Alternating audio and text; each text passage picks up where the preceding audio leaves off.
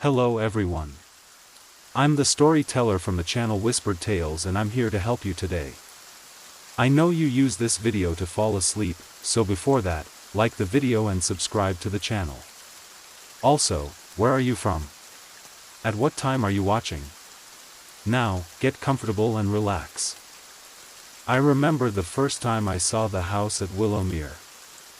It was the end of summer, in a year whose number I scarcely recall.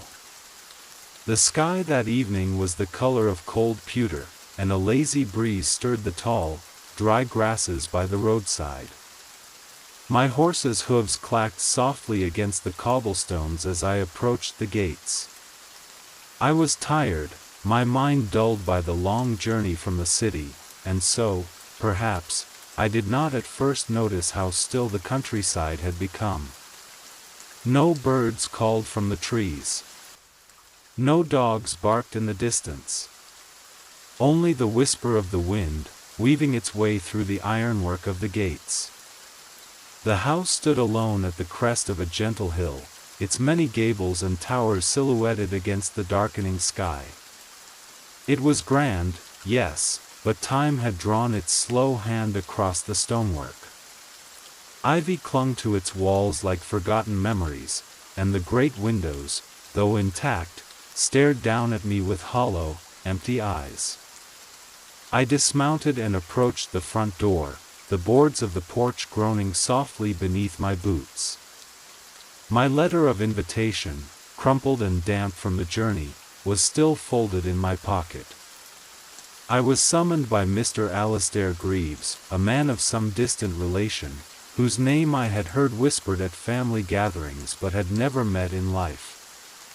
He spoke in his letter of inheritance, of obligations unmet, and of a home awaiting its keeper.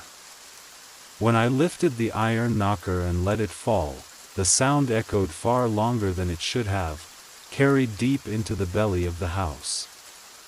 I waited, listening, and at last, the door creaked open. There was no one there. For a moment, I hesitated.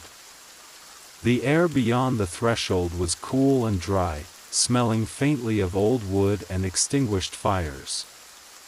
I called out softly, "Hello?" My voice felt small against the silence. When no answer came, I stepped inside, leaving the gathering night behind me. The entry hall stretched tall and narrow, lined with faded portraits whose faces stared down in mute disapproval. A great staircase rose before me, its banister worn smooth by countless forgotten hands. To the right, a pair of oak doors stood ajar, revealing the soft glow of a fireplace, the only light in the otherwise somber house. I made my way into the parlor, where the fire crackled low, and the shadows danced across the worn furniture. A tray had been laid out on the small table, a cup of tea, still steaming, as if my arrival had been expected only moments ago. Yet no servant announced themselves, no voice welcomed me. I sat, weary, and sipped the tea. It was warm and bitter, but comforting in its simplicity. For a long while, I listened to the creak of the old house settling into night, and slowly, the fatigue of the road overtook my anxious thoughts. It was then, in the edge of my vision, that I first saw her. A figure, slight and still, standing at the farthest corner of the room. She wore a dress of pale gray, blending into the shadows, her hands clasped in front of her as though waiting for something, or someone. Her face was obscured by the veil of darkness, but I could feel her watching me, quietly, patiently. I stood, my heart calm but curious. "Are you one of the household?" I asked gently. She gave no reply, but turned slowly and slipped away through the doorway opposite the fire. I hesitated, considering the strangeness of it all, but something in her stillness spoke not of malice, but of longing. And so, I followed. The corridor beyond was lined with tall windows, each one cloaked in thick velvet curtains that muffled the world outside. As I walked, the floorboards beneath me creaked in slow, steady protest. The air smelled faintly of lavender and dust, as though the house had not been opened for many long years. I caught sight of her again at the end of the hall, lingering beside an old grandfather clock whose pendulum swung silently. She looked back at me, a faint light playing across her features, revealing eyes that seemed distant, yet sorrowful. She raised a delicate hand and pointed toward a narrow staircase leading down into the darkness below. I paused. Beneath my feet, I thought I heard a faint humming, a melody, slow and mournful, rising from the depths of the house. With a deep breath, I descended. The steps creaked beneath my weight, each one taking me farther from the comfort of the firelight.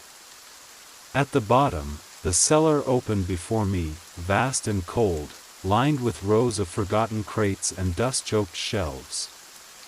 The air was cooler here, almost damp, and I could hear the faint dripping of water somewhere in the shadows. I saw her once more, standing beside an old writing desk, upon which lay a single, leather-bound journal. She gestured toward it and then faded into the gloom, leaving me alone with the silence. I approached the desk, brushing away a layer of dust.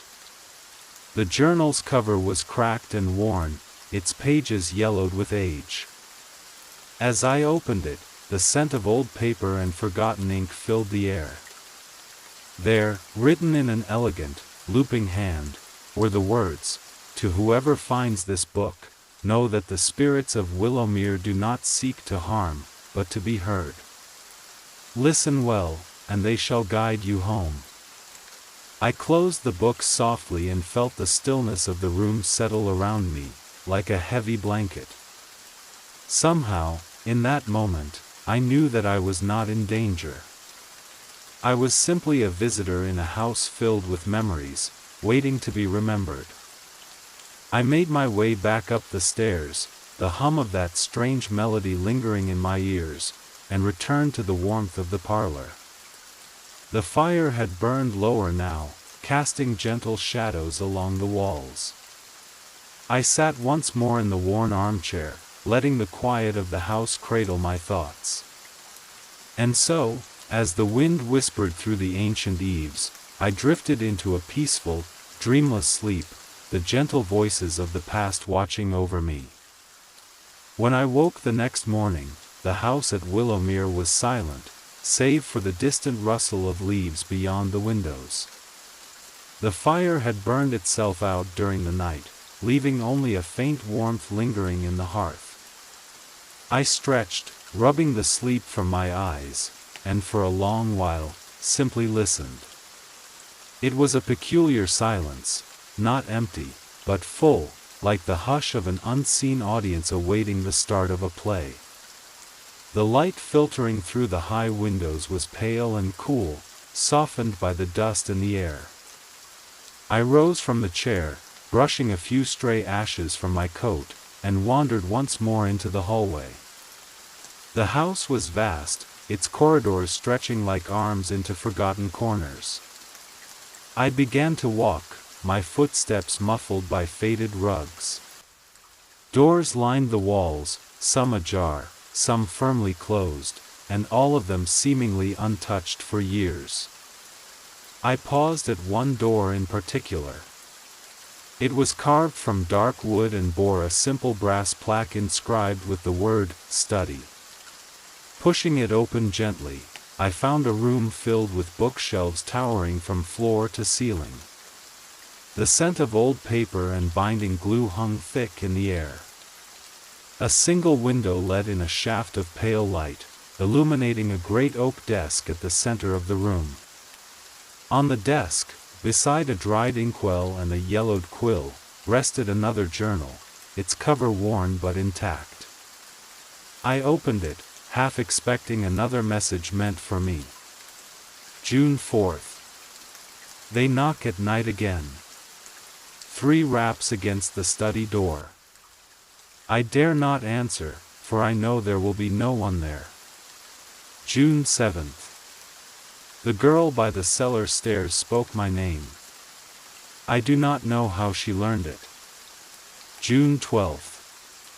I believe they are trying to tell me something. But what? I turned the pages slowly, reading entries that chronicled long nights of unease, quiet conversations with shadows, and fleeting glimpses of figures moving just beyond the candlelight. Yet nowhere did the author speak of anger or violence. Rather, he wrote with curiosity and a strange, weary affection, as though the house and its restless souls had become his peculiar companions. I closed the journal and gazed out the window, where the garden stretched beyond the glass. Overgrown paths wound their way through crumbling statues and wild hedgerows, and in the distance, a greenhouse stood in quiet disrepair. Drawn by a sudden impulse, I made my way outside. The morning air was cool and smelled faintly of earth and moss. As I walked among the tangled roses and forgotten fountains, I felt the presence of unseen eyes watching kindly from the windows above. I reached the greenhouse, its glass panes cracked and clouded with time. Inside, the air was warm and heavy, filled with the scent of damp earth and wilted vines. Ferns and ivy crept over broken pots, and a single, withered chair sat beside a small stone table. Upon the table lay yet another journal, its pages open to the wind. They gather here, when the moon is full.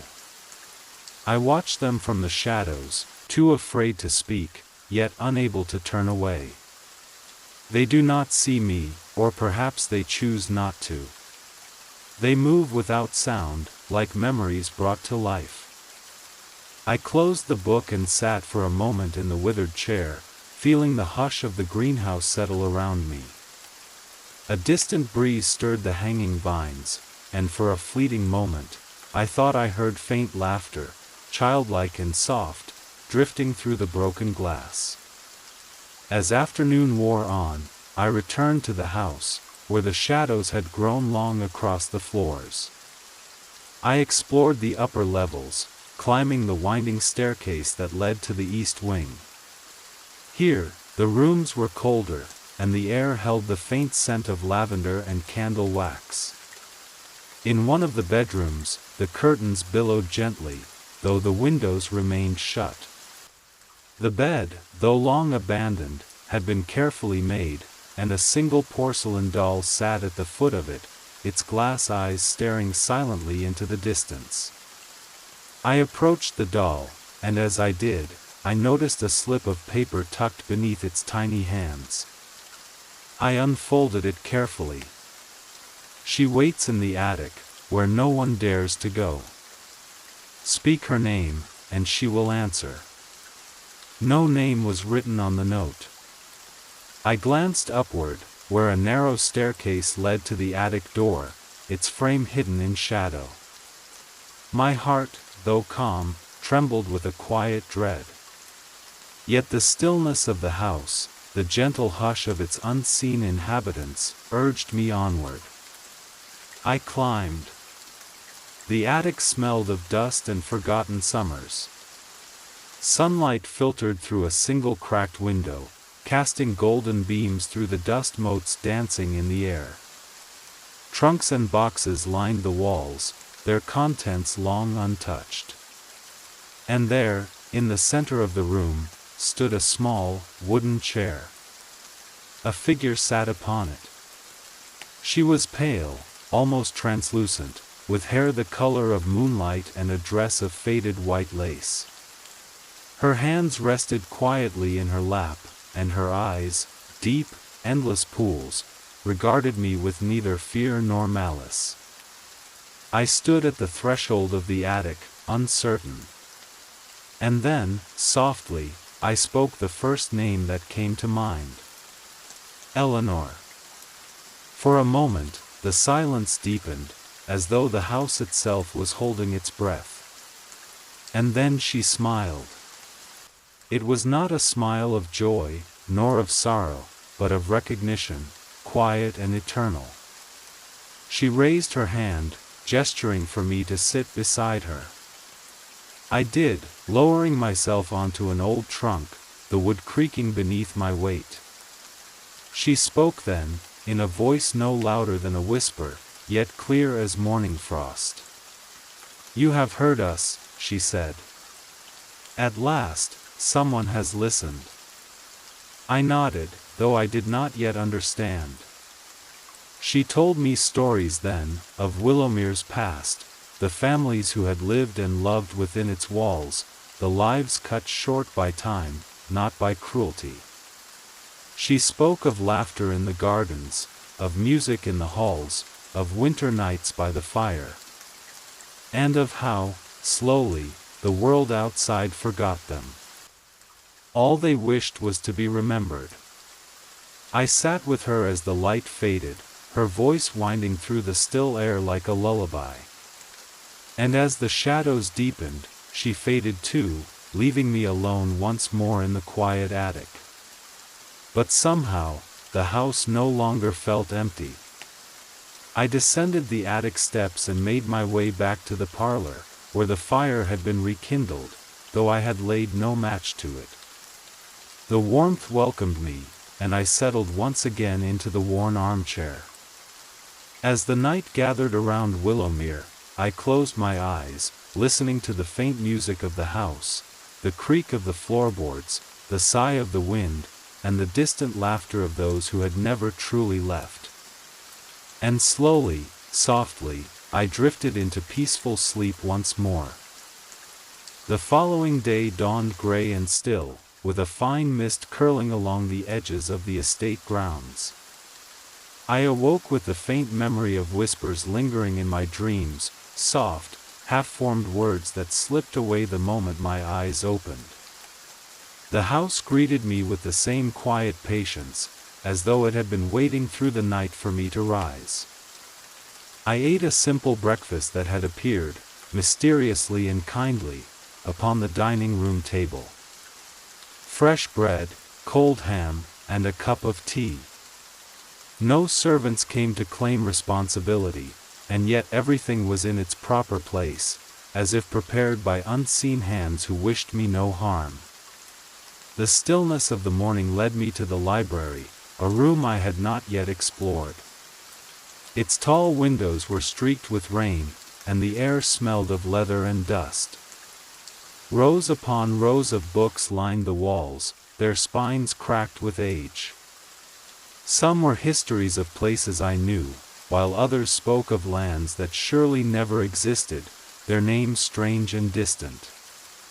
I spent hours turning the pages, reading fragments of the past, a mention of Willowmere's first builder, a man named Elias Greaves, who raised the house as a sanctuary from the world beyond, rumors of gatherings held under moonlight where philosophers and poets spoke to the night, and letters, penned with trembling hands, describing strange visitors who came not by road, but by dreams. In one weathered tome, tucked between the pages, I found a thin sheet of parchment bearing a single phrase, "In dreams, the veil is thinnest. Seek the chapel." I had seen no chapel on the grounds. Yet the words stirred something in me, a faint pull, as if the house itself guided my steps. That afternoon, I set out beneath the drizzling sky. The gardens, once wild but beautiful, stretched far beyond what I had first imagined. Hidden paths wound through tangled hedges, leading to corners untouched by sunlight. And then I saw it.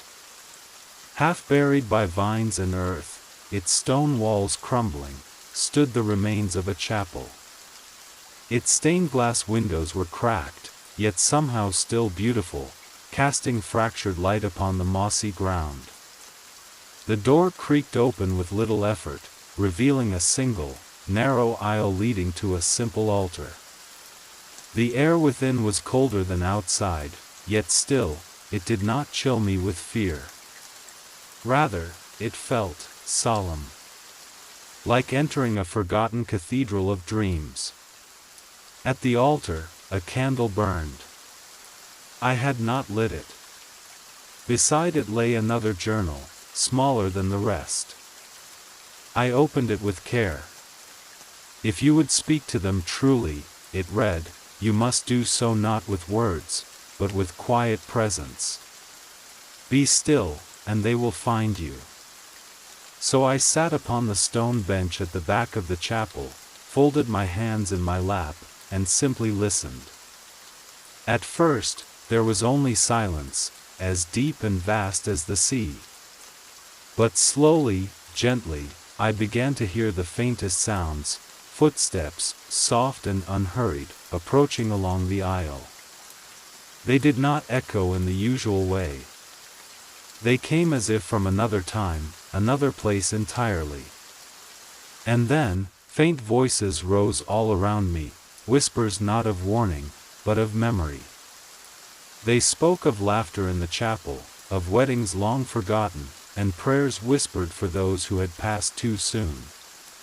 They spoke of evenings filled with music, when the air rang with joy rather than silence. The house had not always been lonely. I sat with them until the candle burned low, and when I finally opened my eyes, the chapel was empty once more.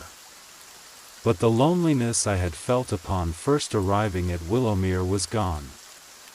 In its place was a quiet companionship, unseen but deeply present. That night, back in the house, I dreamed again. I dreamed of Eleanor standing by the great staircase, her hand resting on the banister. She smiled as I approached, and gestured toward the upper floors, the west wing, where I had not yet ventured. I awoke with the dawn, the dream still clear in my mind. And so, after breakfast, I climbed the western stairs. The air grew cooler as I ascended, and the silence thickened around me, yet I felt no dread. The west wing had been untouched for decades. Dust lay thick upon the floors, and the drapes hung in faded tatters.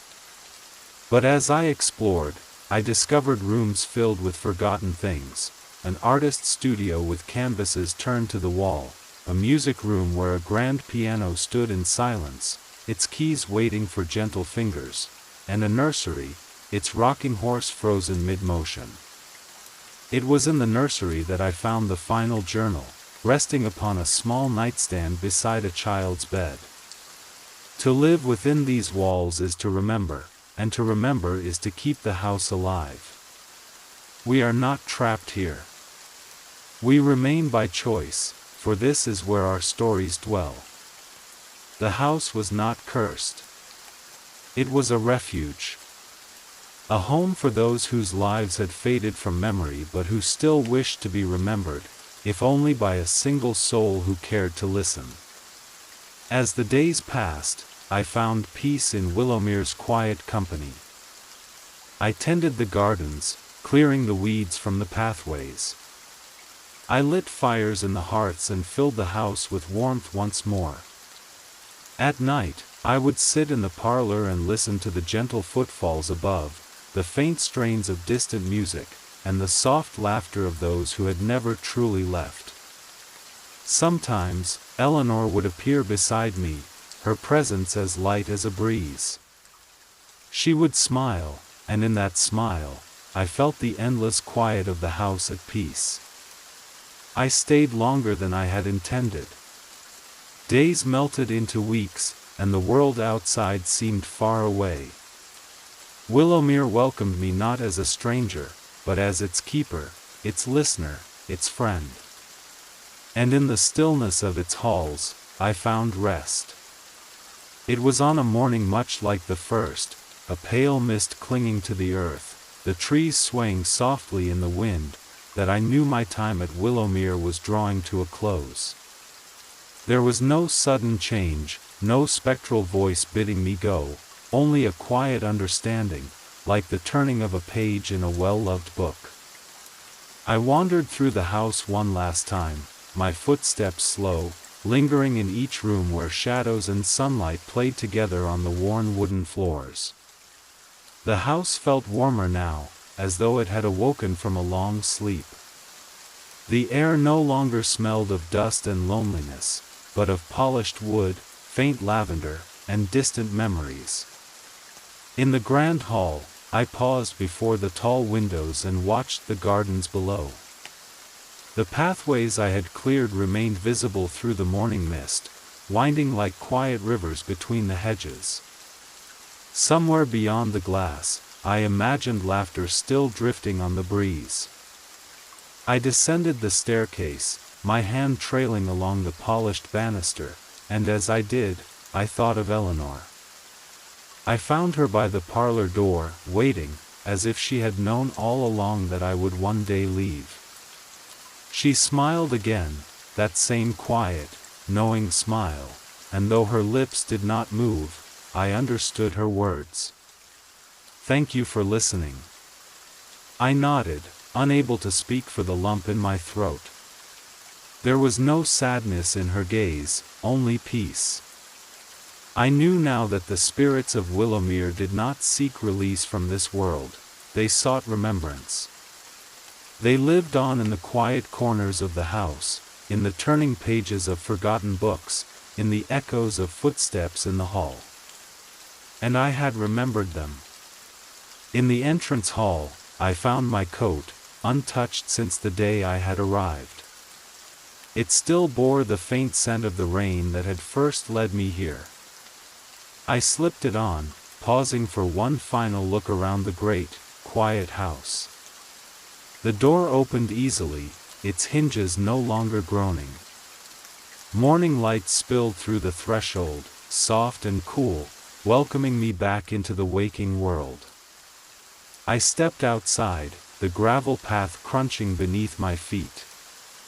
The mist parted slowly, revealing the distant gate through which I had first come. As I walked away, I did not look back. I did not need to. Willowmere would remain. Behind me, the house stood as it always had, silent, watching, waiting for the next soul who might wander through its doors and listen to the voices of the past. And somewhere, perhaps in the attic or the chapel, Eleanor smiled, and the faint strains of forgotten music played softly in the halls. I returned to the world beyond Willowmere carrying their stories in my heart, and in my dreams at night, when the world grew quiet, I could still hear them, soft whispers, gentle laughter, and the hush of memories that never fade. And so, in peace, I slept.